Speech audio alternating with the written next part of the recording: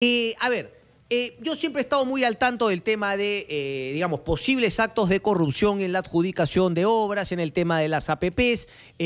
Sacamos el año pasado en Canal N el tema del Club de la Construcción, muy atentos del tema del caso Lavallato. He recibido justamente una denuncia de una empresa y les cuento rápidamente el caso. Hay la necesidad, y de eso vamos a hablar ahorita con el alcalde de Cocachacra, en la provincia de Islay, Arequipa, la necesidad de la construcción de un puente vehicular y peatonal, El Toro, en la carretera vecinal que da justamente al centro poblado El Toro, ubicado en el departamento de Arequipa. Se presentó justamente las bases para la licitación y comenzaron desde el punto de vista de nuestro denunciante, que nos vamos a enlazar con él más adelante, una serie de irregularidades. Algunas irregularidades que están claramente comprobadas y otras que manifiesta, ¿no?, de una denuncia de parte, justamente una de las empresas, el denunciante, que habría sido visitado por un supuesto emisario de Provías Descentralizadas para pedirme el pago de una coima, de un porcentaje del monto total de la obra, a cambio de que efectivamente se le adjudique la obra. Vamos a hablar de eso piano, pero antes yo les quiero contar un poquito cuál es la modalidad, porque la modalidad ya no es que se presenta, antes yo denunciaba el tema del 110% y el 90%. ¿Cómo funciona esto? Que tú, por ejemplo, dices, bueno, yo quiero construir tal puente. De acuerdo a lo que hemos contratado, una persona que nos ha asesorado, una empresa, nos dice que ese puente podría valer 100. Por lo tanto, yo pongo como valor referencial de la obra 100. ¿Ok? A partir de ahí presento las bases del concurso y yo puedo aceptar obras que estén en un rango de 10% para arriba, o sea, en este caso, si el precio valor referencial es 100, podría yo admitir un precio de 110, como también podría admitir un precio de 10% para abajo, o sea, de 90. En ese rango yo me puedo manejar. ¿Qué fue lo que denunció el propio hoy expresidente Pedro Pablo Kuczynski? Que aquí había un club de la construcción, que se ponían de acuerdo, hoy me toca a ti, hoy te toca a ti, mañana a mí, pasado al otro, y que además que obviamente al ponerse de acuerdo se coludían en lo que se ha venido a llamar el club de la construcción para sacarle el máximo dinero al Estado. Y eso que estamos hablando solamente de sacarle el máximo dinero al Estado en términos de la adjudicación, porque de ahí venía el tema de las adendas, ¿no? Que mira, que el expediente técnico me lo hiciste mal, esto no es mi responsabilidad, por lo tanto págame tanto, oye, la obra ya no va a valer tanto, sino va a valer tanto más, así que págame tanto más, etcétera, etcétera. Pero quedémonos en la adjudicación de la obra, adjudicación de obra pública, porque APP tiene otra metodología que ya les explicaré más adelante. En el tema de la obra pública, entonces iba del 90 al 110, pero todos se ponían de acuerdo, entonces decían, bueno, ya, tú presentas 109, tú presentas 108, tú presentas 108.5 y al final gana el que tiene 108. Bueno, para evitar eso se cambió la modalidad. Entonces se ponía un valor referencial, la gente presentaba justamente sus propuestas y una vez que en acto público decía, bueno, esta cumple los requisitos, esta otra cumple también, se quedaban, ponle tú, de 20 postores, se quedaban 10, pero ahí en acto público tú decías, bueno, estos 10 postores quedan y por lo tanto de estos 10 postores vamos a sumar todas las ofertas y vamos a dividirla entre el número de postores. Te quedaba un promedio. El que estaba más cerca a ese promedio quedaba en el puesto de prelación número 1, es decir, se ganaba la obra. Pero justamente esto era para evitar el otro tema de la colusión. Pero el secreto de que esta nueva metodología funcione era de que todo se haga en acto público y no permitir que después a puerta cerrada se empiece a descalificar a uno y a otro postor para mover el promedio y favorecer a una empresa. Bueno, eso parece que es justamente lo que ocurrió en este caso particular de la construcción del puente vehicular y peatonal El Toro en la carretera vecinal al centro poblado El Toro, ubicado en el departamento de Arequipa, referencia LP, pero yo no me quiero quedar en el tema de únicamente la corrupción y qué podría haber ocurrido acá en Provías Descentralizadas, sino cuál es la necesidad, porque hay gente al interior del país que sin saber lo que ocurre aquí en la capital se ve finalmente afectada por posibles actos de corrupción cuando ellos tienen la imperativa necesidad de tener esa carretera, de tener ese puente, de tener ese hospital, etcétera, etcétera. Estamos enlazados justamente con el alcalde Elar Valencia del distrito de Cocachacra, provincia de Islay, donde está justamente el centro poblado del Toro. Señor Valencia, muy buenos días, gracias por atendernos. Muy buenos días, amigo periodista. Señor Valencia, cuéntenos cuál es la necesidad del centro poblado del Toro y hace cuánto están esperando justamente la construcción de este puente. Mire, aproximadamente se podría decir unos 10 años que están tramitando en la espera de este puente, ¿no? Por un tema que es muy necesario, puesto de que todos los años el río hace su ingreso, y al hacer su ingreso se lleva pues el puente artesanal que de alguna manera se prepara para el tiempo de estiaje, ¿no? Uh-huh. Entonces es donde ellos sufren para poder trasladar sus productos, ¿no? Tanto para poder cultivar y como para poder sacar sus cosechas, ¿no? Correcto. De tal manera que esto encarece el costo de producción, porque tienen otra vía alterna, pero que es muy larga, muy lejos, ¿no? Muy larga, y es una trocha pues que no tiene mantenimiento. Actualmente, señor Valencia, digamos, ¿hay un puente artesanal o en algunos casos cuando la carga es mucha tienen que dar esta vuelta usando esta vía alterna que encarece sus productos y la interconexión finalmente a los mercados? Definitivamente con el puente artesanal no entran camiones de alto tonelaje, claro. No tienen que hacer transbordo definitivamente, ¿no? Correcto. Como le dije, y esto encarece pues el costo de producción. Señor Valencia, y digamos, ¿cómo usted ha tratado de alguna manera agilizar la adjudicación para la construcción del puente? Porque me dice que es algo finalmente de hace 10 años. ¿Cómo fue que se ha impulsado este tema? Y digamos, si ustedes estaban al tanto, entiendo que sí, porque justamente gente de su municipalidad nos ha proveído de información importante. ¿En qué situación estaba este tema del MTC en provías descentralizadas? Claro, lo primero que me piden para darle viabilidad es el cambio de unidad ejecutora, ¿no? Y es lo primero que hacemos nosotros, le transferimos la unidad ejecutora a Provías descentralizado, ¿no? Y ellos se encargan de... ¿Cuándo hicieron esta transferencia a Provías descentralizado, la unidad ejecutora? El 2015. El 2015. Y desde el 2015, digamos, ¿cuándo fue que recién les dan el visto bueno para que se dé la adjudicación de esta obra? El 2017. ¿El 2017 usted recuerda en qué mes? Más o menos a mediados de año. Mediados del 2017. Sí. Ok, y finalmente la adjudicación. ¿Usted sabía de esta denuncia? ¿Usted sabía que había habido justamente este reclamo respecto? Porque claro, yo entiendo perfectamente que a la gente de Cocachacra, digamos, la prioridad es que se haga ese puente, lo haga quien lo haga. Así es. Pero ¿ustedes sabían de esta denuncia? ¿Ustedes han sido partes, digamos, de la manera como se adjudicó, cómo se llevó a cabo la licitación? No, para nada, ¿no? Correcto. Nosotros no hemos intervenido en nada, pero en la anterior oportunidad incluso hemos ido a las oficinas de Provías descentralizado con el congresista Miguel Román. Ok. ¿Y con quién hablaban en Provías descentralizadas, si usted recordará el nombre? En este momento ahorita no lo tengo a la mano, porque la verdad que no esperaba esta entrevista, pero igual, ¿no? Hablamos con unos funcionarios de Provías descentralizado, los cuales hacerle el reclamo que por qué estaban retrasando, si esto debió de darse más o menos el 3 de marzo, el 17 de marzo, debió de darse la Buena Pro. Entonces, ¿por qué retrasar tanto? En una nos dicen que porque no había notario, en la siguiente nos dicen que porque el exceso de carga laboral, entonces eso pues... ¿Cuándo fue el último viaje? Porque efectivamente el primer acto público, pero que no cuenta con la firma de un notario, se realizó el 5 de marzo. ¿Su visita fue después de ese 5 de marzo? Después de ese 5 de marzo, efectivamente, es cuando a unos días de que le den la Buena Pro, creo que fue 1 o 2 días, que debió de ser un día viernes, sí, ¿no? Que se debió dar la Buena Pro, pero se trasladó hasta el día lunes o martes, si más no recuerdo, correcto, que es donde se da la Buena Pro. Sí, pero justamente llama la atención que el acto público haya sido el 5 de marzo y que la Buena Pro se haya dado justamente el 26 de marzo, o sea, 21 días después, cuando debió haber sido muchísimo más rápido, si ya se había hecho toda la información transparente en ese acto público del 5 de marzo.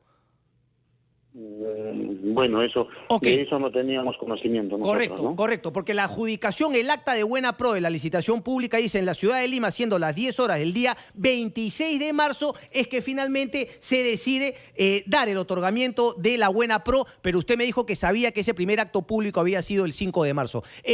Señor Vergara, señor Valencia, perdón, vamos a estar en contacto porque nosotros obviamente queremos denunciar posibles actos de irresponsabilidad, pero lo que más nos importa es que las cosas se hagan bien y que finalmente la gente que necesita el puente, como es este caso, la gente de Cocachacra, tenga el puente cuanto antes, pero hecho al mejor precio posible para todos los peruanos y de la mejor calidad para el uso también de los vecinos de Cocachacra y obviamente de todos los peruanos cuando por ahí nos encontremos. Le agradezco mucho, señor. Me queda el tema pendiente de Tía María, se lo quería tocar, pero ya lo hablaremos en otra ocasión. Muchísimas gracias. Gracias, amigo periodista. Listo, señor Valencia, alcalde del distrito de Cocachacra. Vamos a hacer una breve pausa y regresamos justamente con la empresa denunciante. Porque, ojo, dice justamente esas irregularidades. ¿Cuáles exactamente? Nos las enumera el representante de la empresa Evisac. Venimos. Seguimos con este tema, ¿no? Y ahora justamente estamos con el denunciante, Eric Vildoso, representante de la empresa Evisac. Eric Vildoso, muy buenos días. Gracias por estar con nosotros. Buenos días. ¿Cómo estás? Eric, por favor, cuéntanos un poco cómo así, por qué presentas esta denuncia que entiendo ha sido presentada no solamente a Provías Descentralizado, sino también a la OSI del MTC, a la OSI de Provías, a la Contraloría General de la República. Entiendo que hay dos temas, ¿no? Primero, una denuncia de haber recibido una visita, pero primero está la denuncia de unas irregularidades concretas que desde tu punto de vista se cometieron entre el acto público del 5 de marzo y el 26 de marzo. ¿Cuáles fueron esas irregularidades a las bases, digamos, a la manera como se deberían hacer estas licitaciones con la nueva metodología del promedio, Eric? Ya, lo normal que debería suceder en una licitación como estas es que en acto público, con la presencia del notario, se reciban las propuestas que van a ser admitidas o no admitidas dependiendo que cumplan con las formalidades del caso. Una vez que estas propuestas... No te creo. Una vez que estas propuestas se determinan como admitidas, las admitidas pasan a ser parte de una sumatoria de precios y una división entre el número de postores, con lo cual se saca el promedio y se obtiene el número de prelación, el orden de prelación de los postores. Esto es notarizado y queda registrado en el acta. En este caso, nosotros quedamos en primer lugar. Okay. Pero extrañamente, en el acta que publican en la página web del Ministerio, no figura el acta notarizada, o sea, aparentemente sin notario, y no figura el orden de prelación. Entonces, la segunda irregularidad que se presenta es que una vez que ellos tienen el orden de prelación, en el segundo acto, que ya no es público, se revisan los documentos del ganador. Y si no están correctamente elaborados, pasan al segundo lugar, y así al tercero y al cuarto. Pero nunca se vuelve a revisar todos los documentos de los postores, porque si no, no tendría sentido el acto público. ¿Para qué se hizo el acto público si nuevamente van a revisar todo? Y además que eso se presta para corrupción, porque uno empieza a tantear cuál es el promedio que necesito para que gane tal o cual empresa, y en base a eso yo voy modificando a quienes elimino y a quienes no elimino. Entonces, para evitar eso, justamente la norma prevé que se haga en acto público y no de manera perniciosa, que esto pueda ser un motivo de corrupción. Ok, justamente entonces... ese es Entonces, Eric, digamos, aquí hay cosas, digamos, más allá de la denuncia que ahorita nos vas a pasar también a contar, hay cosas puntuales que no se llevaron a cabo de manera transparente, como finalmente la ley obliga para licitaciones en actos públicos. En lo que se decidía el 5 no debió haberse variado únicamente de acuerdo a lo que decía la ley, y lo que se hizo en un acto a puerta cerrada el 26 de marzo, entendemos, es eliminar a otras empresas que en su momento, el 5 de marzo, no habían sido eliminadas y no habían sido admitidas. Así es. Ok, ahora, ¿qué es lo otro que ocurre en ese interín que a ti te lleva a presentar la denuncia? A ver, yo recibo la visita de una persona que supuestamente venía de parte del Ministerio de Transportes, en mi oficina. La recibo y viene con el encargo, supuestamente del comité, y me dice que lo que tengo que hacer para validar mi adjudicación de obra en vista de que ya gané en mesa, es que tengo que pagar el 8% del costo directo de la obra. Yo, por supuesto, le dije que no somos una empresa que pague por las obras, sino que concursamos limpiamente y obtenemos las obras que tenemos, aunque sean pocas, pero las obtenemos de manera limpia. Me dijo que si no aceptábamos pagar, él procedería a buscar a otro postor. En este caso, hasta inclusive me dijo el procedimiento que iban a seguir. Me dijo, si no me crees, es bien sencillo mover el promedio. Me dijo, eliminamos a Constructora Yoshua, que es el que tiene el mayor precio, y con eso empezamos a mover el promedio y vamos a ver que el que paga, a quién le damos la obra. Sí, pero Yoshua había sido, aquí tengo el cuadro finalmente de esa primera reunión, y Yoshua había sido admitida. Había sido admitida, correcto. Entonces, ese fue el procedimiento que me cantó, o sea, me dijo, vamos a eliminar a Yoshua y vamos a empezar a mover el promedio. Y entonces me dijo inclusive que iban a buscar a unas empresas, entre las cuales estaba Iberico, una empresa de las postoras, y que si ellos pagaban, le iban a dar para ellos.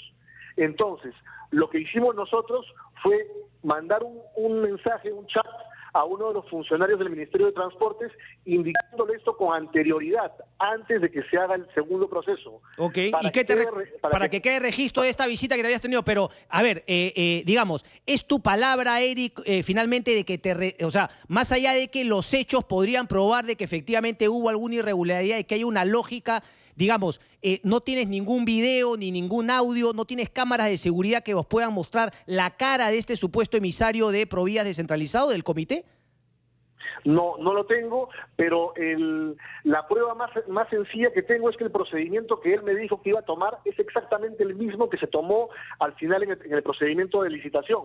Es decir, eliminó a quien me dijo y le dio la obra a quien me dijo. Entonces, porque esta información que le das a este funcionario o funcionaria de Provías, digamos, fue antes de efectivamente que se conozca de manera pública a quién se la habían entregado. Sí, varios días antes, correcto. Y figura en la hora y la fecha del chat. Ok, pero a ver, sería fundamental, Eric, que, digamos, otras empresas que participaron puedan también dar fe si es que recibieron también la visita de algún otro emisario de Provías descentralizado del comité para confirmar que hay todavía una práctica corrupta al interior de la manera como se adjudican este tipo de obras. ¿Tú no has hablado con otros postores que también puedan dar fe de que también se les recibió o se les visitó proponiéndole justamente el pago de esta comisión? Lo que pasa es que normalmente las empresas no quieren quedar mal con las entidades y aguantan este tipo de actitudes o actividades en visión de que pueden obtener otra obra en el futuro y no quieren cerrarse las puertas. Yo en este caso estoy actuando como mártir y me estoy inmolando porque estoy cansado de la corrupción y estoy cansado de que pasen estas cosas en las entidades. Ya me pasó con el gobierno regional de Pasco, ya me pasó en otras oportunidades y no puedo seguir mirando cómo las entidades hacen lo que les da la gana y abusen de las empresas. Alguien del MTC me planteaba legítimamente, bueno, ¿y por qué no presentaste tu impugnación? ¿Por qué no impugnaste este tema, Eric? Simplemente licitación, impugné ante la OCE, presenté mi carta fianza, tenía la razón y me ejecutaron la fianza injustamente. Entonces yo no confío en el procedimiento de impugnación de la OCE, así como nadie confía. Muy poca gente presenta carta fianza porque normalmente la OCE lo que hace es ejecutar la fianza porque no tiene ningún beneficio en darte la razón, en cambio tiene todo el beneficio de ejecutarte la fianza y recibir ingresos de ese proceso. Okay. O sea, no hay ninguna motivación que le motive a darte la razón. Ok. Entonces, a ver, ¿y tú has recibido alguna respuesta de parte de Provías descentralizado, de parte de la Contraloría? Porque queda claro que efectivamente hay unos hechos concretos que se prestan o digamos que son irregulares, como el hecho de que no se haya cumplido con lo del tema del acta pública y de que finalmente a puerta cerrada se hayan eliminado algunas empresas que efectivamente habían sido admitidas en primera instancia. Pero el tema de la visita de la coima finalmente queda claro. Es cierto, tú dices que se lo informaste a alguien y los hechos te darían la razón, pero es solamente tu palabra, ese es mi punto. O sea, sería fundamental que otras empresas salieran también afuera, de manera pública, que se comuniquen conmigo a decir que también recibieron esa visita. ¿Te queda claro esa posición, Eric? Y, digamos, ¿qué respuesta has recibido de las autoridades? Bueno, yo recibí la llamada de Contraloría del órgano de control interno de Provías. Me dijeron que estaban investigando y que iban a ver cómo lo tomaban, pero ellos solamente tenían jurisdicción en el tema administrativo, más no podían ellos retrasar la licitación o intervenir en la licitación. Lo que yo he pedido en mi denuncia y en mis cartas es que esto se retrotraiga hasta la etapa en que las cosas se hicieron bien, o sea, hasta la etapa en la que se hizo el orden de prelación y se sacó el promedio, es decir, en el momento en que quedamos en primer lugar. Correcto. Y todo lo que está después, que es lo irregular, se elimine para poder continuar con el proceso simple. Ok, listo. Eric Vildoso, representante de la empresa Evisac, muchísimas gracias por tu participación y por la denuncia. Saludamos y esperemos que más empresas denuncien este tipo de irregularidades cuando así sientan. Ahora, yo no me voy a poner en plan de que se dé lo que justamente pide el amigo de Evisac, porque para mí lo fundamental es descubrir si hubo o no un acto de corrupción. Y si hubo un acto de corrupción o un pedido de coima, eliminar a esos malos elementos para que en el futuro no se vuelvan a dar. Eso es para mí lo fundamental. ¿Y qué podría hacer Provías descentralizada la Contraloría, más allá de la obra, para detectar si es que efectivamente hay todavía elementos perniciosos que se prestan para pedir este tipo de coimas? Estamos enlazados con Carlos Eduardo Revilla. Él es justamente el director, el presidente ejecutivo de Provías descentralizada. Hay que hacer la aclaración, sí, que hace muy poco tiempo, porque en ese instante estaba José Luis Maguiña. Hace 3 días yo justamente he visto también su nombramiento en el Diario Oficial del Peruano. Señor Revilla, muy buenos días, gracias por atendernos. Hola, Cristian, buenos días. Buenos días. Por la llamada. Doctor Revilla, eso, ¿no? Digamos, ¿qué se puede hacer? ¿Hay algún asidero? ¿Hay algo que investigar? ¿Es posible que todavía hayan estos malos elementos de ir a pedir una coima por adjudicación de una obra? ¿Cuál es su percepción al respecto y si es que alguna medida va a tomar Provías descentralizado? Cristian, primeramente, estamos tomando conocimiento de la denuncia y inmediatamente hemos iniciado la fiscalización posterior al proceso. Ahora, estamos dando la orden de que inmediatamente todos los comités de selección que se tienen en Provías descentralizado van a ser evaluados y vamos a iniciar procesos de transparencia en cada uno de los comités que se tengan. Correcto. Señor, no, se lo preguntaba también porque más allá de si es que hay que retrotraer o qué sé yo, la gente, yo acabo de hablar con la gente de la Cocachacra y ellos están esperando hace 10 años su puente, pero digamos, ¿hay alguna manera de tener la tranquilidad y en todo caso en qué consisten estas evaluaciones de los comités? Porque claro, yo tampoco quisiera aventurarme a dar el nombre, aunque aquí los tengo, los nombres de ese comité, hasta que ustedes puedan investigar algo, pero parece que efectivamente, porque es una práctica común que se ha venido denunciando. ¿Cómo se puede tener la tranquilidad? Porque además los actos posteriores, señor Revilla, efectivamente indican que lo más probable es que sí. O sea, ¿cómo se descalificó a una empresa que justamente sacándola se movía el promedio y posiblemente para favorecer a otra, cuando se supone que en el acto público inicial lo que se quiere es justamente eso, definir a priori para que después a puerta cerrada no se puedan hacer estos enjuagues de descalificar a uno e ir moviendo el promedio para posiblemente favorecer a alguien? Cristian, justamente para eso estoy acá. Estamos realizando las investigaciones y tenemos que cambiar, tenemos que realizar cambios. Estamos actualmente con el órgano de control interno, estamos con la Dirección de Asesoría Legal y con la Dirección de Administración, estamos realizando desde el inicio el procedimiento de la revisión. Correcto.